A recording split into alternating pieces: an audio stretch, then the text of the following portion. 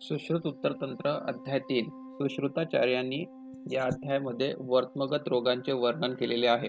तर या व्हिडिओमध्ये आपण वर्तमगत रोगांची संप्राप्ती, त्याचे दुष्य, वर्तमगत रोगांची संख्या आणि प्रत्येक वर्तमरोग आपण बघणार आहोत। तर पहिला संप्राप्ती। संप्राप्तीमध्ये सुश्रुताचार्यांनी सांगितलेले आहे की प्रकोपित जे दोष असतात ते वर्तम प्रदेशातील सिरामध्ये जाऊन तेथील मांस रक्त यांना दूषित करून व्याधी उत्पन्न करतात। सुश्रुताचार्यांनी वर्तमगत रोग मध्ये दृश्य म्हणून मांस व रक्त सांगितलेले आहेत। श्लोक नंबर 4 मध्ये त्यांनी याचे वर्णन केलेले आहे। विवर्ध्य मांस रक्त च तदा वर्तम व्यपाश्रयानं। यावरून आपल्याला कळते की यामध्ये दृश्य हे मांस आणि रक्त आहे। पुढे आपण वर्तमगत रोगांची संख्या बघणार आहोत। सुश्रुताचार्यांनी उत्तर तंत्रमध्ये वर्तम रोगांची संख्या 21 सांगितलेली आहेत। श्लोक नंबर 5 ते श्लोक नंबर 8 पर्यंत त्यांनी पूर्ण वर्तमरोगांचे नावे वर्णन केलेली आहेत। आता आपण वर्तमरोगांची नावे बघणार आहोत। तर वर्तमरोगांची नावे पुढील प्रमाणे आहेत। उत्संगिनी, कुंभिका, पोथकी, वर्तम शर्करा, अर्शोवर्तम, शुष्कार्श, अंजननामिका, बहलवर्तम, वर्तमावबंधक, क्लिष्टवर्तम, कर्दमवर्तम, शाववर्तम, प्रक्लिन्नवर्तम, अपरिक्लिन्नवर्तम, वातहतवर्तम, अर्बुद, निमिष, शोणितार्श, लगन, बीसवर्तम आणि शेवटचा पक्ष्मकोप। अशा प्रकारे टोटल 21 वर्तमगत रोगांचे वर्णन सुश्रुताचार्यांनी श्लोक नंबर 5 ते 8 यामध्ये केलेले आहेत। आता आपण प्रत्येक वर्तम रोगाचे वर्णन बघणार आहोत। तर पहिला वर्तमगत रोग आहे उत्संगिनी। याचे वर्णन श्लोक नंबर 9 मध्ये सुश्रुताचार्यांनी केलेले आहे। श्लोक असा आलेला आहे। अभ्यंतरमुखी बाह्य उत्सेद वर्तमनश्च या विज्ञेया उत्संगिनी नाम तद्रूप पीडकाचिता। म्हणजेच जी वर्तम प्रदेशी पीडका उत्पन्न असते ती अभ्यंतरमुखी असते, म्हणजे तिचं मुख आतल्या बाजूला असते। दुसरं म्हणजे बाह्य उत्सेद, म्हणजेच पीडकेचा उत्सेद असतो हा बाहेरील दिशेला असतो। नंतर या पीडकेचं स्थान सांगितलं आहे अधोवर्तमनश्च, म्हणजेच अधोवर्तम प्रदेशी, म्हणजेच खालच्या पापणीमध्ये या पीडकेचं स्थान असतो आणि ही पीडका अनेक पीडकांनी व्याप्त असते, असे याचे वर्णन सुश्रुताचार्यांनी केलेले आहे। समोरचा व्याधी सुश्रुताचार्यांनी वर्णन केलेला आहे तो आहे कुंभिका। संहितामध्ये श्लोक नंबर 10 मध्ये याचा श्लोक वर्णन केलेला आहे। श्लोक पुढील प्रमाणे आहे। कुंभिक बीज प्रतिमा पीडका यास्तु वर्तमजा अधमापयती भिन्ना या कुंभिक पीडकास्तु तहा। म्हणजेच श्लोकच्या पहिल्या लाईन मध्ये सुश्रुताचार्यांनी कुंभिकेचं स्वरूप वर्णन केलेलं आहे। त्याबद्दल त्यांनी सांगितलेलं आहे कुंभिक बीज प्रतिमा पीडका, म्हणजेच कुंभिका बीज प्रमाणे पीडका वर्तम प्रदेशी उत्पन्न होते, याला कुंभिका असं म्हटलेलं आहे। ठीक आहे, याचं स्थान सुश्रुताचार्यांनी पक्ष्म आणि वर्तम संधी सांगितलेलं आहे आणि समोर सुश्रुताचार्यांनी आत्मापयती भिन्ना असे वर्णन कुंभिकाबद्दल केलेले आहे। म्हणजेच कुंभिका जी पीडका असते ती फुटल्यानंतर तिथं सूज आलेली असते, त्याबद्दल असे वर्णन आत्मापयती भिन्ना केलेले आहे। चौथा वर्तमगत विकार सुश्रुताचार्यांनी वर्णन केलेला आहे तो म्हणजे पोथकी। श्लोक नंबर 11 मध्ये याचे वर्णन आलेले आहे। श्लोक असा आहे। स्त्राविन्य कंडुरा गुर्वो रक्तसर्षप सन्निभा पीडकाश्च रुजावंत पोथक्य इति सन्निता। म्हणजेच स्त्राविन्य म्हणजे स्त्रावयुक्त, कंडुरा म्हणजेच कंडुयुक्त, गुर्वो म्हणजेच गुरु अशी पीडका वर्तम प्रदेशी उत्पन्न होते। नंतर समोर रक्तसर्षप सन्निभा असे वर्णन केलेले आहे। याद्वारे सुश्रुताचार्यांनी पोथकी पीडकाचा आकार सांगितला आहे, तो म्हणजे रक्तसर्षप सन्निभा, म्हणजेच रक्तसर्षप प्रमाणे असतो। नंतर दुसऱ्या लाईन मध्ये पीडकाश्च रुजावंत पोथक्य इति सन्निता, म्हणजेच जी पीडका असते ती रुजावंत, म्हणजेच त्या पीडकामध्ये वेदना असतात असे सुश्रुताचार्यांनी सांगितलेले आहे। समोर सुश्रुताचार्यांनी वर्तम शर्करा या व्याधीबद्दल वर्णन केलेले आहे। श्लोक नंबर 12 मध्ये या व्याधीचे वर्णन केलेले आहे। श्लोक असा आहे। पीडकाभि सुसूक्ष्माभीर घन अभीर संवृत्ता पीडका या खरा स्थूला या ज्ञेया वर्तम शर्करा। म्हणजेच दुसऱ्या लाईन मध्ये या पीडकेचं वर्णन आलेले आहे। वर्णन असं आहे पीडका या खरा स्थूला, म्हणजेच ही जी पीडका असते ही आकाराने स्थूल म्हणजेच मोठी असते आणि खर म्हणजे खुरदरी असते, त्यासाठी हे वर्णन आलेले आहे. आणि नंतर सुसूक्ष्माभिर्घन अभिसंवृत्ता, म्हणजेच ही जी वर्त्मशर्करा पीडका आहे, ती पीडका अनेक लहान छोट्या आणि घन पीडकांनी व्याप्त असते, असे वर्णन वर्त्मशर्करा या व्याधीचे आलेले आहे. समोर सुश्रुताचार्यांनी श्लोक नंबर 13 मध्ये अर्शोवर्त्म या व्याधीचे वर्णन केलेले आहे. त्याच्याबद्दल सुश्रुताचार्यांनी श्लोक सांगितला आहे. एर्वारु बीज प्रतिमा पीडका मंद वेदना सूक्ष्म खराश्च वर्त्मस्थानस्तद अर्शोवर्त्म किर्यते. म्हणजेच शुश्राचार्यांनी अर्शोवर्त्म याचे स्वरूप सांगितले आहे. एर्वारु बीज प्रतिमा, म्हणजेच एर्वारु बीज प्रमाणे याचे स्वरूप असते, म्हणजेच कुकुंबर सीड जे असते त्याप्रमाणे याचे स्वरूप असतो.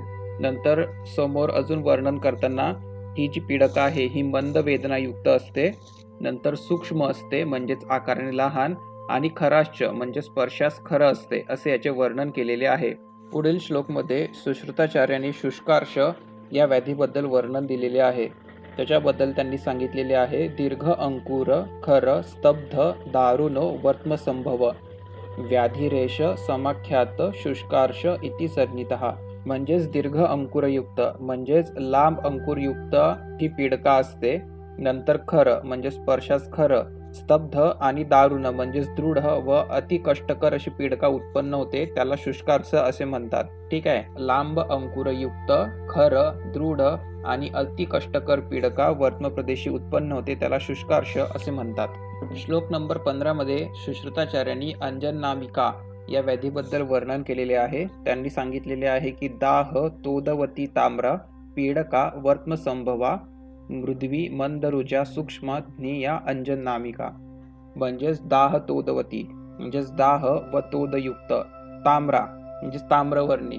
तर इथं सुश्रुताचार्यांनी अंजननामिका या पीडकेचा वर्णन केलेला आहे, तो म्हणजेच ताम्रवर्ण सांगितलेला आहे. तर मृद्वी म्हणजे स्पर्शास मृदू, मंदरुजा सूक्ष्म म्हणजेच मंद वेदनायुक्त आणि सूक्ष्म अशी जी पीडका उत्पन्न होते त्याला अंजननामिका असे म्हणतात. तर दाह तोदयुक्त ताम्रवर्णी पीडका, स्पर्शास मृदू मंद वेदनायुक्त आणि सूक्ष्म अशी जी पीडका असतात त्याला अंजननामिका असे म्हटलेले आहे.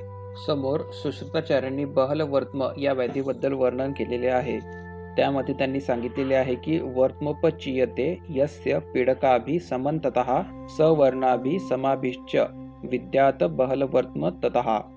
म्हणजे सवर्णाभि म्हणजे त्वचेच्या वर्णाच्या आणि समाभिश्च म्हणजे समान आकाराच्या अनेक पीडका जे वर्त्म प्रदेशी उत्पन्न होतात त्याला सुश्रुताचार्यांनी बहलवर्त्म असे म्हटलेले आहे. समोर सुश्रुताचार्यांनी वर्त्मबंधक या व्याधीचे वर्णन केलेले आहे. त्याबद्दल त्यांनी म्हटलेले आहे की कंडूमता अल्पतोदेन वर्त्मशोफेन योनरहा न समछादयेत अक्षी भवेत बंध सवर्त्म. तर यामध्ये त्यांनी सांगितलेले आहे की कंडूमता अल्पतोदेन म्हणजेच वर्त्मप्रदेशी कंडूमता म्हणजेच कंडूयुक्त आणि अल्पतोदेन म्हणजेच मंद वेदनायुक्त पीडका उत्पन्न होते. वर्त्मशोफेन म्हणजे वर्त्मप्रदेशी अत्याधिक शोफ येतो, आणि न समछादयेत अक्षी म्हणजेच अत्याधिक शोफामुळे रुग्ण पापण्यांना बंद करू शकत नाही असे म्हटलेले आहे. हे वर्णन सुश्रुताचार्यांनी वर्त्मबंधक या व्याधीबद्दल केलेले आहे. समोर क्लिष्टवर्त्म या व्याधीबद्दल वर्णन केलेले आहे. त्याच्यामध्ये सांगितलेले आहे की मृदू अल्पवेदन ताम्र यद्वर्त्म सममेवच अकस्माच्च भवेद रक्त क्लिष्टवर्त्म तदा दिशेतम. नेत्रांच्या पापणे ह्या मृदू आणि अल्पवेदनायुक्त असतात. नंतर ताम्र यद्वर्त्म म्हणजेच इथं वर्णन केलेला आहे तो म्हणजेच ताम्रवर्ण सांगितलेला आहे. आणि अकस्मात भवेत रक्त, कधी कधी वर्त्म प्रदेश अचानक रक्तवर्णी होतात, असे अकस्मात भवेत रक्त यावरून सुश्रुताचार्यांना सांगायचं आहे, असे वर्णन क्लिष्टवर्त्म या व्याधीचे आलेले आहे.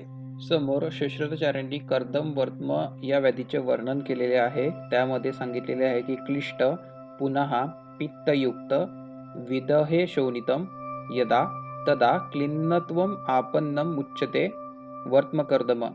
म्हणजेच पित्तयुक्त विदेह शोणित म्हणजेच पित्ताचा प्रकोप होऊन रक्ताचा इथं दाह होतो. क्लिन्नत्वम आपन्नम उच्यते म्हणजेच यामुळे वर्त्म प्रदेशी क्लिन्नता उत्पन्न होते. ठीक आहे. पित्तयुक्त विदेह शोणितम क्लिन्नत्वम आपन्नम. ठीक आहे. असे या कर्दमवर्त्म व्याधीचे वर्णन आलेले आहे.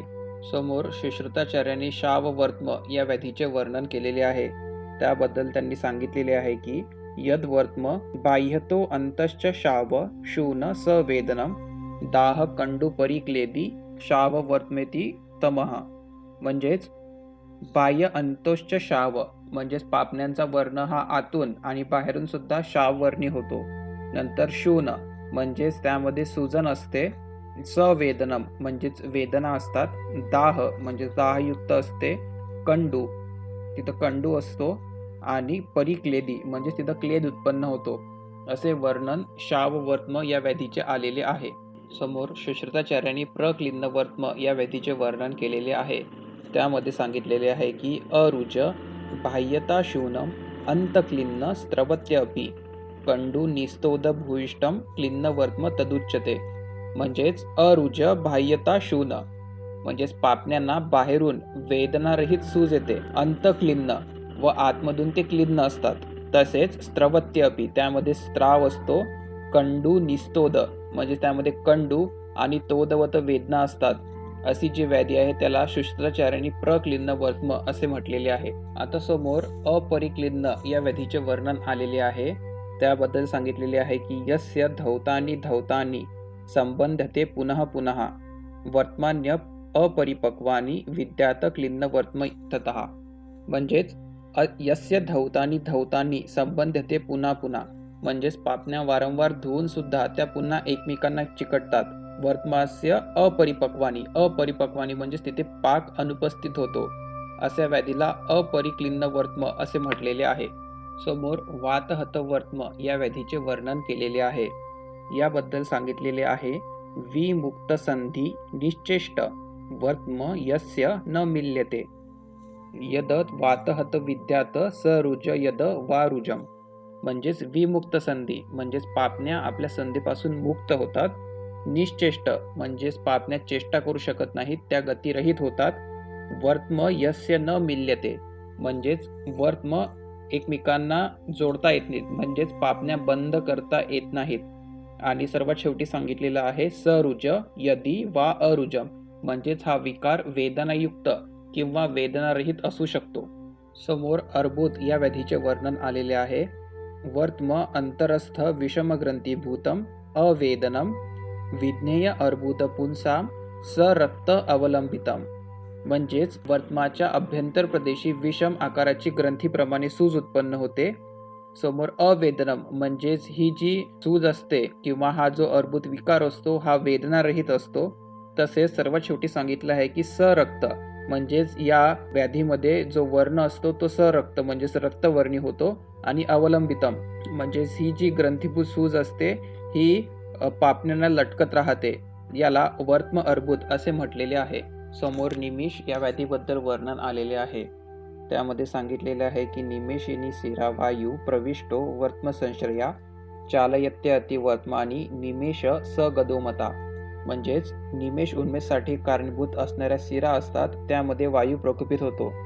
ठीक आहे. शिरा वायू प्रविष्टो वर्त्म संश्रया म्हणजेच त्या शिरांमध्ये वायू प्रकुपित होतो आणि वायू प्रकुपित झाल्यामुळे चलयंत्यती वर्तमानी म्हणजेच पापण्यांचे कार्य निरंतर चालते. पापण्या नेहमी उघडझाप करत राहतात.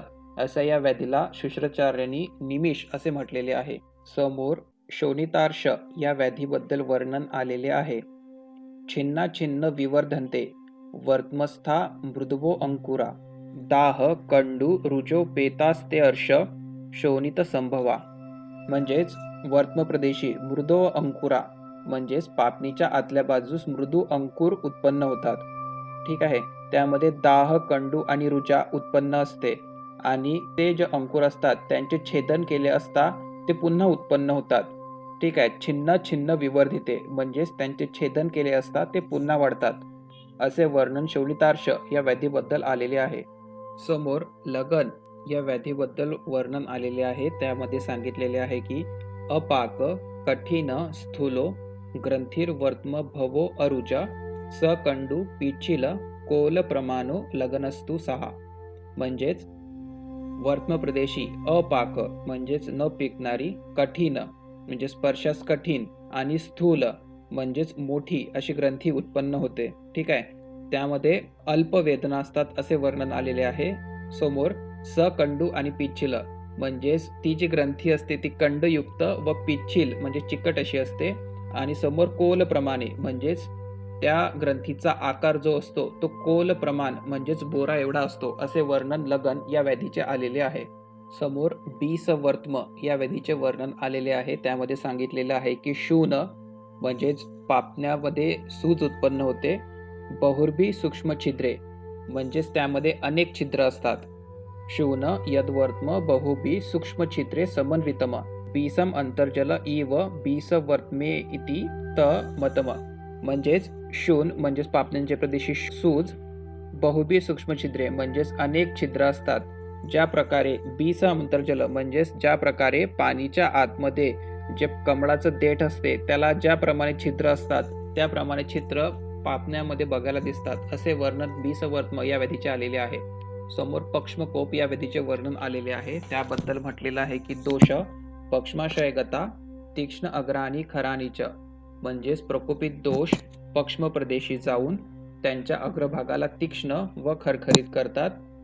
त्यामुळे निर्वंत यती पक्ष्मानी नंतर जे पक्ष्म असतात किंवा पापण्याचा जो अग्रभाग असतो तो आतल्या बाजूला वळतो. यामुळे काय तर ते दृष्ट च अक्षित दूयते त्यामुळे नेत्रप्रदेशी पक्ष्मांचे घर्षण होते. म्हणजेच पक्ष्म जे गोल फिरून आतमध्ये येतात त्यांचं घर्षण होते आणि त्यामुळे नेत्रप्रदेशी वेदना उत्पन्न होतात.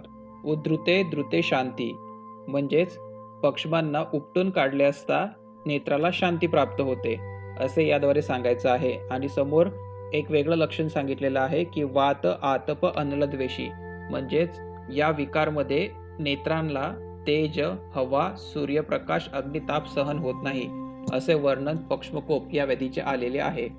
अशा प्रकारे या व्हिडिओमध्ये आपण वर्त्मगत रोगांची संप्राप्ती, दुष्य, त्यांची संख्या आणि प्रत्येक वर्त्म रोगाचे वर्णन बघितलेले आहे.